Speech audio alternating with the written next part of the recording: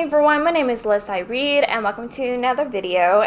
And today I'm reviewing the book King of Scars by Leigh Bardugo. There will be spoilers for the Shadow and Bone trilogy and the Six of Crows duology, so be wary of that, but the first part of this video will be spoiler free. So this is book one in the Nikolai duology, and I've been slowly rereading this series in preparation for Rule of Wolves. I have since read Rule of Wolves, and we'll get to that to another review video, but this one specifically is for King of Scars, and this is part of the duology after the Shadow and Bone trilogy and the Six of Crows duology. Some people argue whether you can skip certain series to get to this book. I've read them all, and I'm glad that I've read them all. I am biased for the Shadow and Bone trilogy. I really enjoy it. I think it's a lot of fun, and I, of course, really enjoyed the Six of Crows duology as well. It's been a long time since I read that series. I didn't get to it this time around. I'm thinking about rereading it. Either way, I reread this partially. We'll get to what I did in a minute, but I reread a majority of this book in preparation for the Rule of Wolves. So there's two storylines happening in this book. There is Nikolai and Zoya's story, and then there's Nina's story. So characters from both series are converging. They're in this duology, follow both of their storylines. Nina's story is very separate from Nikolai's story. And that's my number one criticism for this book specifically, is that I felt like they were very disconnected, and every time I went from one storyline to another, I was feeling pulled out of the story. And I enjoyed both storylines, don't get me wrong, but it was hard to get invested in each story when I was constantly being pulled out of one and thrown into another, and there was no overlap. They were completely two different stories, and I almost wondered if she should have written one book for each character. I probably would have been a lot more invested if that was the case. But here we are with the story instead.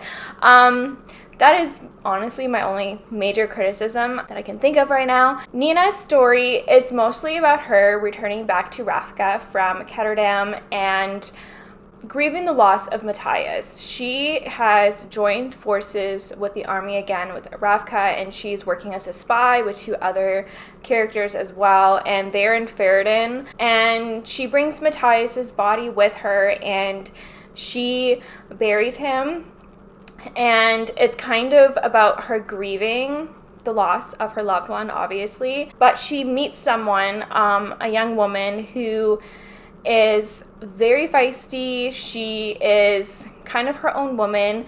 She doesn't follow the standard way that women act in Ferrodin, and Nina's very intrigued by her. They develop a relationship, and she finds out that she is Grisha as well, and they are secretly training. The other subplot for the storyline is that there's rumors that the water in this town that they're in is not good, and it's making people sick, and women are missing. So I really enjoy the storyline. I love all the feminist themes. We got to see Nina's powers. She is a necromancer, kind of, and so we got to see a really good glimpse of that. I liked the developing relationship between her and this young woman. I'm blanking on her name right now. So I did love that stuff. I loved how Nina was a spy, and she is tricking everyone that she is someone who she is not. Yeah, I really enjoy this storyline. Obviously, it's really fuzzy for me right now because I didn't reread these sections, and we'll get to why in a minute. Moving on to Zoya and Nikolai's story. Nikolai is king now of Ravka, and he's working towards protecting Ravka. He's also struggling with the demon inside him. It looked like that the demon was gone, but it's resurrecting within him, and it's coming out at night when he's sleeping. And Zoya and the rest of the second palace, like the second army, are trying really hard to keep it hush-hush and they're chaining him up in bed to make sure that he's safe and that he doesn't go and kill someone by accident. So the monster takes over at night, and they need to find a solution in order to prevent that from happening any further. Nikolai and Zoya go on a quest to try and defeat this demon within him. There's also been signs that maybe the saints are back. There's been weird miracles happening throughout Ravka, and not just in Ravka, I think kind of all over the continent. And so things are resurfacing, and people are starting to believe in the saints again. And at the same time, they're preparing for war. They're preparing weapons to protect Ravka, and I really enjoyed this, and I'll tell you why. The first time I read this, I gave it like 3.5 stars, and I think the big factor for me was being pulled out of the story a lot, and it lost my enjoyment on me. But this time around, I did something tricky. As you can see, I have pink tabs and blue tabs. The pink tabs are for Nina's storyline, and then the blue is for Nikolai and Zoya's storyline. So Zoya and Nikolai's storyline is kind of one story, but what I did this time around was I just read Nikolai's chapters and Zoya's chapters and read that storyline. And when I read that storyline, it flowed so much easier, and I could tell that she basically wrote two separate stories and then alternated the chapters basically, and that's fine. But like I said, it kept on pulling me out of the story. But when I read just Nikolai's chapters and Zoya's chapters, it flowed so much better. I was a lot more invested in the question of like what's happening with the saints and what's happening. Is there a resurrection of Grisha power, and questioning what it means to be Grisha still.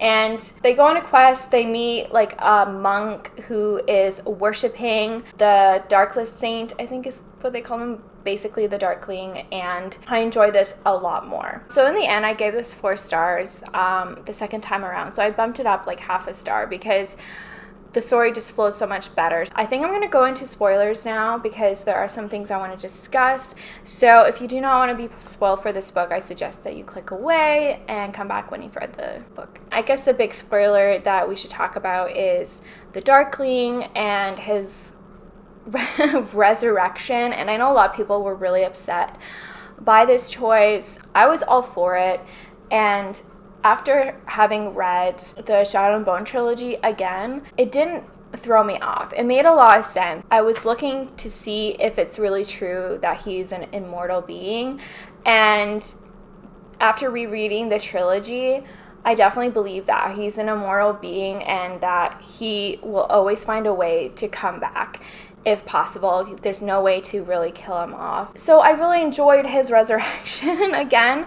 I really enjoy him as a character and as a villain, and so I was all for it. I'm a diehard like Raylo fan, and so like endgame for me is I want him and Alina to be like all powerful together. And so when I read this resurrection, I was so excited, and I was anticipating a lot of amazing things happening in Rule of Wolves. So I really enjoyed it. I thought it was a lot of fun. But I think that's my review for this book. So I do recommend it, and maybe read it the way I did. Maybe read it dividing up the chapters, and it just flows so much better for me. So I would love for you to let me know if you've read this book before. If you have, please comment down below. I'd love to know your thoughts and opinions about it. If you like this video, please give it a thumbs up. Please subscribe. If you've not done so, you can follow me on Goodreads and Instagram. And you know what? I want you to keep reading. Bye.